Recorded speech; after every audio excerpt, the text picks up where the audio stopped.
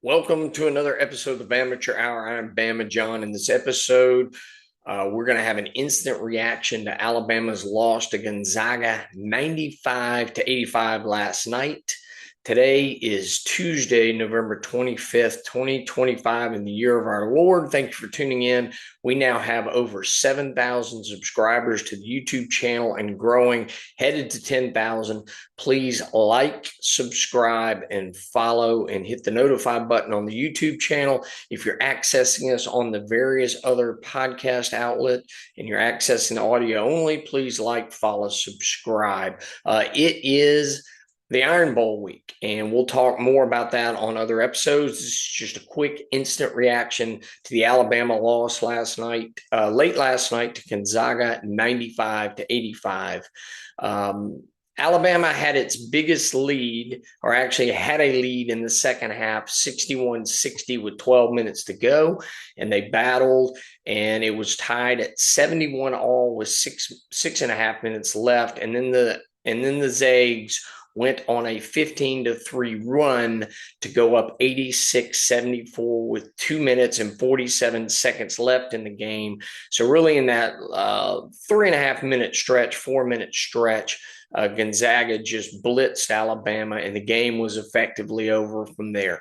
The Gonzaga bigs asserting themselves down that key stretch, and only really Philon stepped up offensively to keep Alabama close in the game. But the Zags were just too much and put Alabama away in the last 5 minutes of the game. In the first half, Alabama came out and really had as much as a 6-7 point lead in the first half. But then Gonzaga closed strongly to kind of foreshadow what would happen at the end of the game, and took a 45-42 lead into halftime. After Alabama had played really well in the first half and looked like they had a shot to win this game, Gonzaga went on a mini run to close out the first half and hit a 3-point shot with 6 seconds left to take that lead. And then they would ultimately win the game. At half, Philon had 13 points, but he had 4 turnovers. Sherrell had 8 points and 5 rebounds. Holloway had 7 points, and Amari Allen also had 7 points. Bristow had 5 points and 4 rebounds. As Alabama, I really thought was in good shape at halftime. For Gonzaga, Huff had 12. IK had 10, and Grant Foster had 7, as those 3 bigs played really well throughout the game and led Gonzaga at halftime. At half, Gonzaga had 22 rebounds to Alabama's 18, so we were holding our own on the boards more or less. But Alabama had 8 turnovers while Gonzaga had 7. Bama was 3 for 14 from threes at halftime, as Holloway was 0 for 7.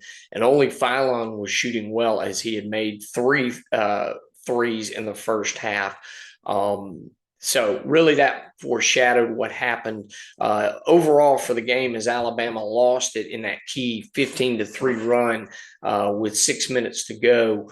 And ended up losing the game as they fell behind 12 points and really were out of the game with 2 minutes and 47 seconds left.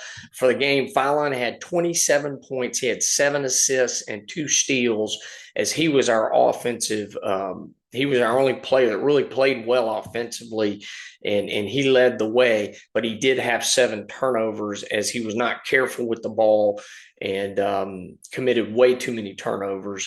Sherrell had 14 points. He had 6 rebounds, 3 blocks, but he also had 2 turnovers. Amari Allen had 14 points, 4 rebounds, 2 steals, as Sherrell and Allen had good games overall. And then Aiden Holloway, who did not have a good game, still had 13 points, had 3 rebounds, 2 assists, and 1 steal. As he had a good floor game, but he really struggled to score and had a hard time hitting open shots and finding his shot and scoring.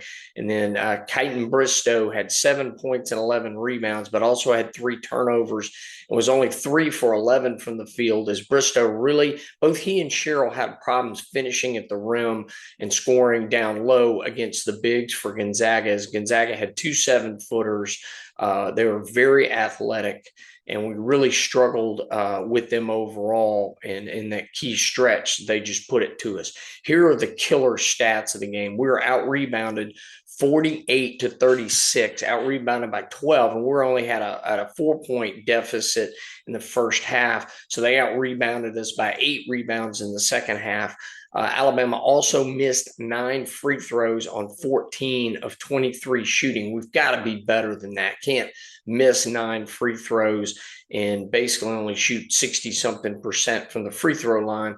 We've got to be better. And Philon again missed some key free throws. Or his numbers, he would have scored 30 or more had he made more of his free throws.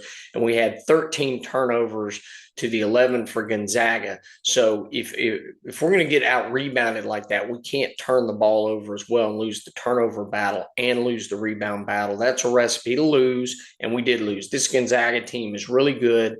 Gonzaga was led by IK, who had 21 points, 11 rebounds, and 3 assists, and he was strong scoring inside. He was strong on the boards, and he was really effective with his interior passing as well to have those 3 assists as he dished it off to other guys inside for easy scores.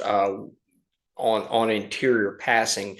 Grant Foster had 21 points, 7 rebounds, and 2 blocks, and really asserted himself in the second half with his athleticism, and he got hot shooting the ball as well, and he was a factor on both ends of the court as he played good defense as well. Huff had 18 points, 8 rebounds, 2 assists, and 1 blocked as their bigs outplayed the Alabama bigs, and that was a big factor in the game. And why they won is their bigs really asserted themselves on the rebounding, scoring, and playing great defense. And our bigs were just not effective against theirs. And the guards, Venters and Saint-Supéry, as Venters had 12 points and Saint-Supéry had 10 points, 5 rebounds, and 6 assists. Their guards played good defense. Holloway and our other guards really struggled to score the ball against them, but they didn't effectively score the ball against us as well as Philon clearly showed he was the best guard on the floor other than the turnovers. Here are the highlights from the game. LeBaron Philon had another great game with 29 points. Just the turnovers were killer, and his inability to make free throws. He should have had 33, 34, 35 points had he if Philon could have made his free throws. Sherrell and Bristow's energy and rebounding were great. Bristow had 11 rebounds. Sherrell had 6, but they were outplayed by the Gonzaga bigs as they struggled to score the ball in the interior. And the Gonzaga bigs really gave the Alabama bigs trouble. Amari Allen had a good game. He had a good, solid game. And really probably our best 5 on the floor were having Allen, Bristow, Sherrell, Holloway, and Philon on the court. We had length, athleticism, quickness. That was probably our most effective 5 on the floor in Gonzaga against Gonzaga. And they're really the ones that gave Alabama its lead and also helped Alabama tie the game at 71-all before Gonzaga blitzed us, was having those 5 on the floor. Here are the key issues from the game that I saw. Missed free throws. We've got to shoot better from the free throw line. We got out rebounded by 12. Turnovers. We cannot get out rebounded by that margin and also have so many turnovers and lose the turnover battle as well.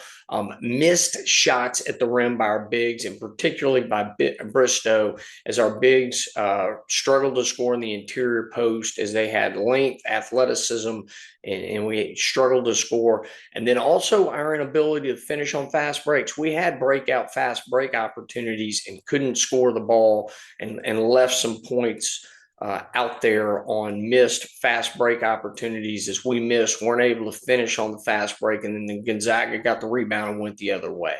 Also, the big issue was Gonzaga's big dominated our bigs down the stretch on that 15-3 run.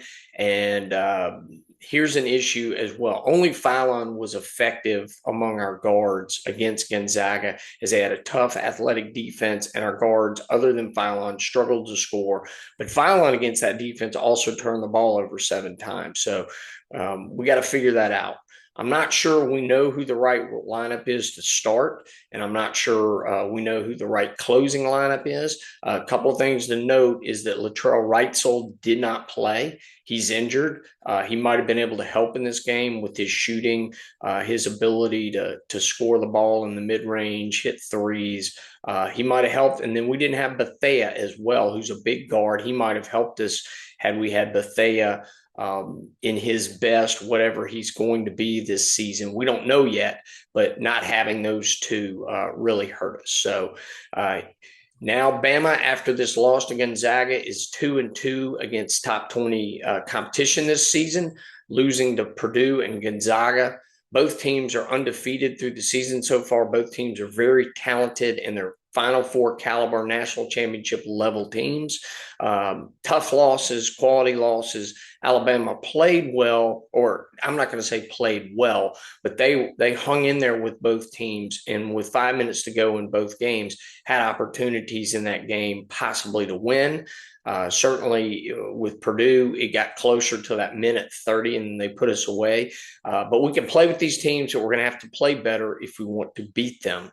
And then we have the two quality wins against St. John's and Illinois, both on the road. So we've got two quality wins, two tough losses. Two losses on the season, and the season marches on. The tough schedule continues. Next up for Alabama is a game against UNLV in Vegas tonight. I'll be watching. We'll do an instant reaction to that tomorrow. Thank you for listening. Subscribe, like, follow, hit the notify button wherever you access the podcast. That's all for today. We'll talk about the Iron Bowl. We'll talk about the UNLV game. We'll talk about Bama hoops, and we'll prepare you with the preview for the Iron Bowl later this week. God bless, and roll Tide.